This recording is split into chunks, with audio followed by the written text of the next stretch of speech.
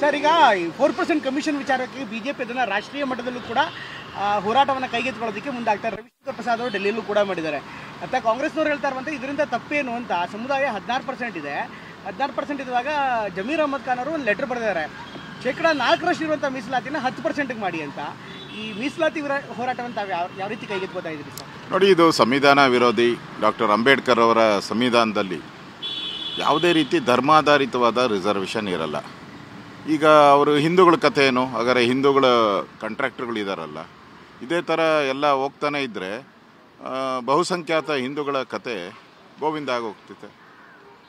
ಇವತ್ತು ಮುಸ್ಲಿಮರಿಗೆ 4% ಮಾಡಿದ್ದಾರೆ, ಅದನ್ನು 50%ಗೂ ರೈಸ್ ಮಾಡೋಕ್ಕೆ ಹಿಂಜೇರದೇ ಇರೋವಂಥ ಸರ್ಕಾರ ಕಾಂಗ್ರೆಸ್ ಸರ್ಕಾರ ಇಲ್ಲಿರೋದು. ಸಿದ್ದರಾಮಯ್ಯ ಮೊದಲಿಂದನೂ ಕೂಡ ಟಿಪ್ಪು ಜಯಂತಿ ಮಾಡಿದ್ರು, ಶಾದಿ ಭಾಗ್ಯ ಮಾಡಿದ್ರು, ಮೊನ್ನೆ ಅವರಿಗೆ ಮುಲ್ಲಾಗಳಿಗೆ 10,000 ಕೊಡ್ತೀನಿ ಅಂತ ಹೇಳಿದ್ರು. ಏನು ಇವರು ಕಾಂಗ್ರೆಸ್ ಪಾರ್ಟಿ ಅವ್ರ ಅಪ್ಪನ ಮನೆ ಆಸ್ತಿ ಅಂತ ತಿಳ್ಕೊಂಬಿಟ್ಟಿದೆ. ಇದು ಟ್ಯಾಕ್ಸ್ ಪೇಯರ್ಸ್ ಹಣ, ಇದು ಕರ್ನಾಟಕ ರಾಜ್ಯದ ಟ್ಯಾಕ್ಸ್ ಪೇಯರ್ಸ್ ಹಣ.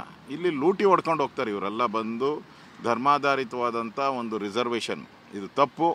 ಇದು ನಾವು ಹೋರಾಟ ವಿಧಾನಸಭೆಯಲ್ಲಿ ಇದರ ವಿರುದ್ಧ ನಾವು ಹೋರಾಟ ಮಾಡ್ತೀರಿ. ಅವ್ರು ಬಿಲ್ ತಂದರೆ ಬಿಲ್ನ ನಾವು ರಿಜೆಕ್ಟ್ ಆಗೋವರೆಗೂ ನಾವು ಹೋರಾಟವನ್ನು ಮಾಡ್ತೀರಿ. ಯಾವುದೇ ಕಾರಣಕ್ಕೂ ಈ ಬಿಲ್ಲನ್ನು ಅನುಮೋದನೆ ಆಗೋಕ್ಕೆ ನಾವು ಬಿಡಲ್ಲ, ಗಲಾಟೆ ಮಾಡ್ತೀರಿ.